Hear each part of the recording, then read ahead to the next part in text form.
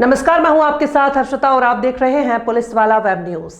जनपद पंचायत गंगेव अंतर्गत ग्राम पंचायत सूरा के सरपंच निर्वाचन को लेकर दायर चुनाव याचिका पर अनुविभागीय अधिकारी मनगवा ने ऐतिहासिक फैसला सुनाते हुए वर्तमान सरपंच कृष्णावती तिवारी का निर्वाचन शून्य घोषित कर दिया है। साथ ही उन्हें तत्काल प्रभाव से पद से पृथक कर दिया। यह आदेश 16 जनवरी 2026 को अनुविभागीय अधिकारी संजय जैन द्वारा पारित किया गया, जो कुल 11 पृष्ठों का है।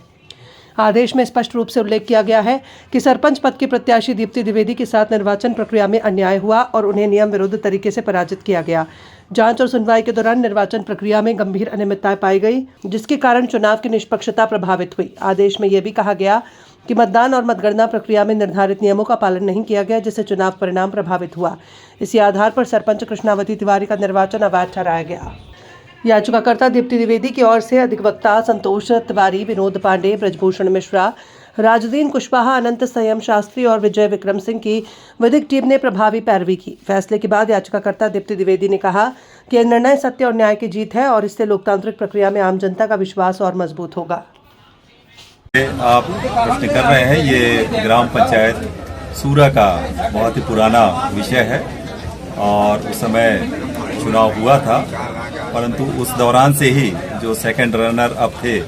ये दीप्ति द्विवेदी, उनके द्वारा आपत्ति यहाँ पर की गई थी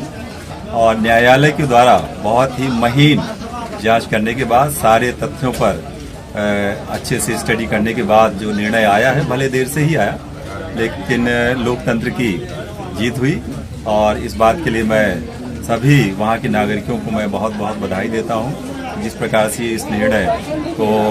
यहाँ पर लाया गया कोर्ट के द्वारा और माननीय जो देश का जो संविधान है उसकी जीत हुई है और मैं सभी सूरावासियों को अब अभी तात्कालिक तौर पर कोई न कोई 3 महीने या 6 महीने के लिए नया जो पंच है उन्हीं में से कोई सरपंच नियुक्त होगा और उसके बाद जैसा भी माननीय उच्च न्यायालय या न्यायालय का आदेश होगा उसके बाद चुनाव प्रक्रिया होगी और नया कोई न कोई सरपंच गांव को मिलेगा। वही मिल सकते हैं या कोई दूसरा मिलेगा, वो एक चुनाव की प्रक्रिया के बाद आएगा। तो मैं बहुत बहुत सभी लोगों के इस ऐतिहासिक निर्णय के लिए बधाई देता हूं। साथ ही साथ जो पैरवी करता है, जिन्होंने बहुत ही बेहतरीन तरीके से इस केस को लेकर के आगे तक पैरवी की, एडवोकेट संतोष तिवारी जी, एडवोकेट प्रकरण में चलते चलते 16/1/2026 में न्याय हुआ, लोकतांत्रिक मूल्यों की स्थापना हुई है। जिस तरह से पूरा का पूरा प्रकरण चला और उस प्रकरण में जिस तरह से तथ्य आए उसको न्यायालय ने अपने आदेश में पूरी तरह से लिपिबद्ध किया और एक बहुत बढ़िया आदेश पारित किया और समाज में संदेश भी जा रहा है इस आदेश के तहत कि